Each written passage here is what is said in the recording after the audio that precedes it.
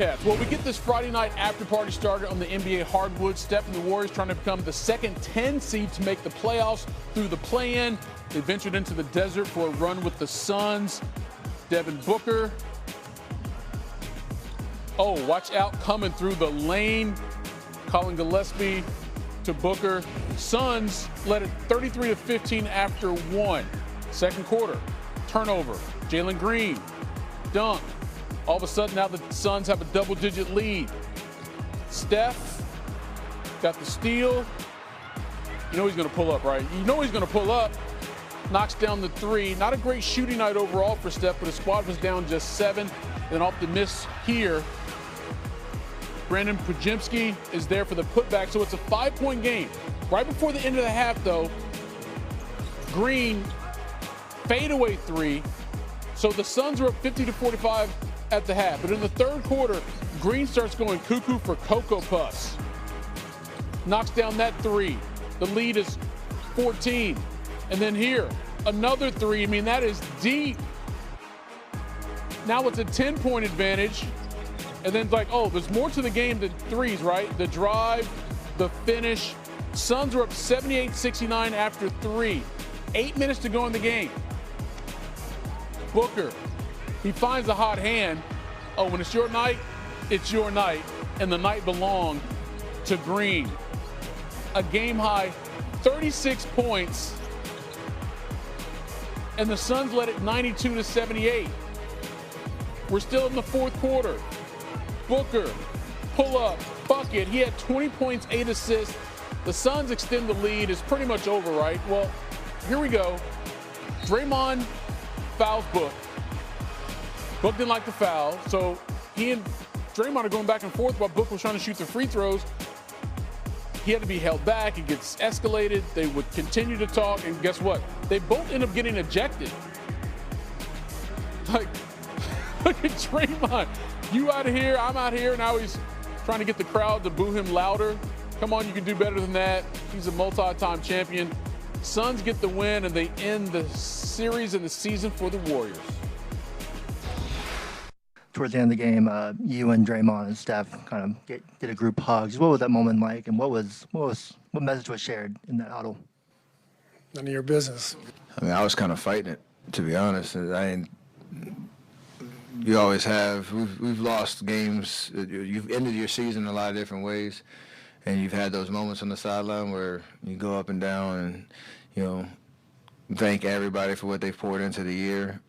But for it to start with that conversation in that moment, it was definitely weird, because we had spent the last, all season, but really these last 2 weeks trying to hone in on just the moment right now that we had to extend our season, and then all of a sudden you look up and time's run out. And I do appreciate the fact that he took that moment, because regardless, like, we're human beings and we have to be able to acknowledge each other in that moment. But I don't know if that's a signal of anything. It's just we wanted to appreciate what we've all poured into this journey. Just appreciating this year, all the years that we've been together. It may be the last time. So just to share a moment was good. Draymond, can you imagine, like, Steve as your coach? No, I couldn't. Oh, man, that beer got me. No. I think one of the biggest blessings as far as my career has gone is being able to be in one place. I've had the same coach for 12 years. Obviously, Coach Jackson for 2. But I'm not really someone who likes things to change. I don't know what's going to happen. I still love coaching, but I get it. These jobs all have an expiration date.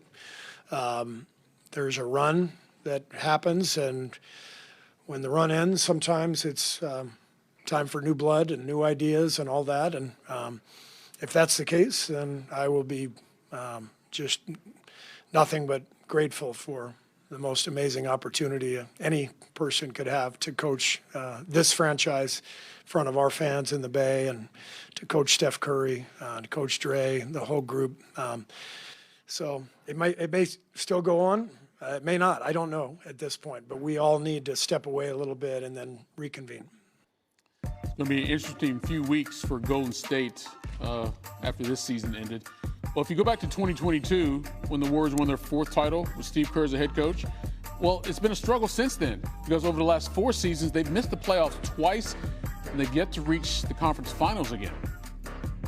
All right, for some insight and perspective, we bring in Danny Green. Look, Danny, the Warriors gave it what they had. It clearly just wasn't enough. To be in this spot in the first place, considering all the injuries and everything, in some regards, that was a win for them. But the real question is, going forward now, what do they do for the future? You got Jimmy Butler hopefully coming back from that injury, but do you run this back with Steph and Draymond one more try?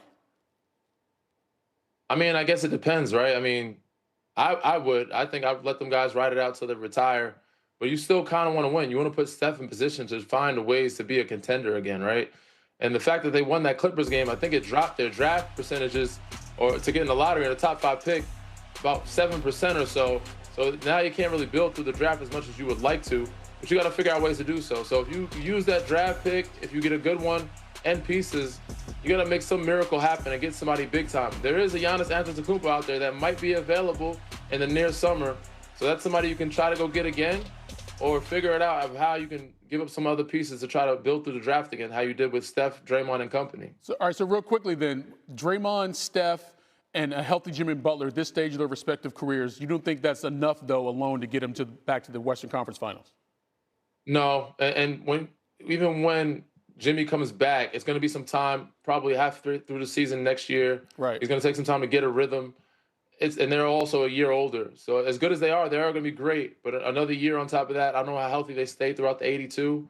And for the playoffs, we've seen it time and time again with other older guys. Steph is impressive, but I just don't think it's enough for them to get to the Western Conference Finals. You know, I felt like the Suns and even their fans were like just celebrating this win over the Warriors like they just won a playoff series. But no, bro, the playoffs start this weekend. You got to take on the Thunder in that first round. What did you like about this Suns performance, though, and how could that potentially translate into a series against OKC?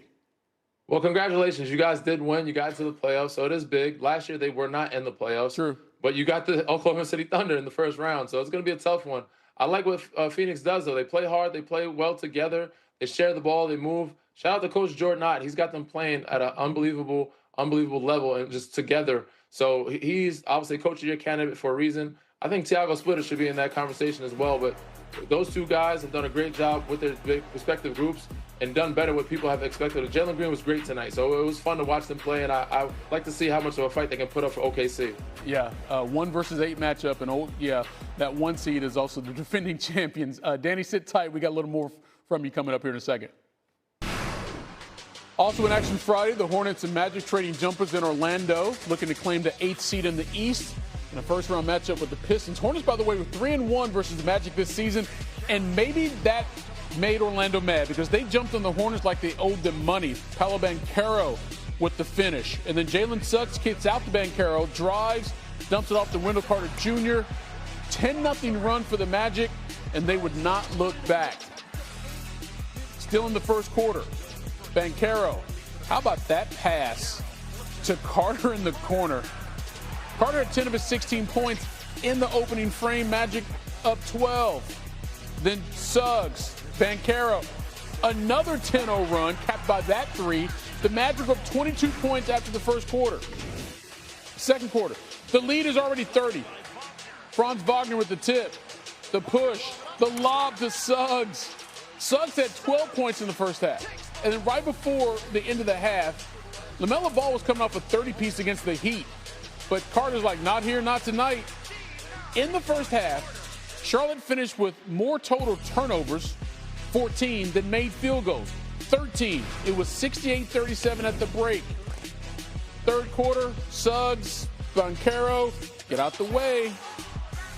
25 points, 6 assists, 5 rebounds, and a top play nominee for sure from Banchero Magic win at 121-90. That's the largest victory in play-in history, and now they get to face the Pistons in the first round starting on Sunday.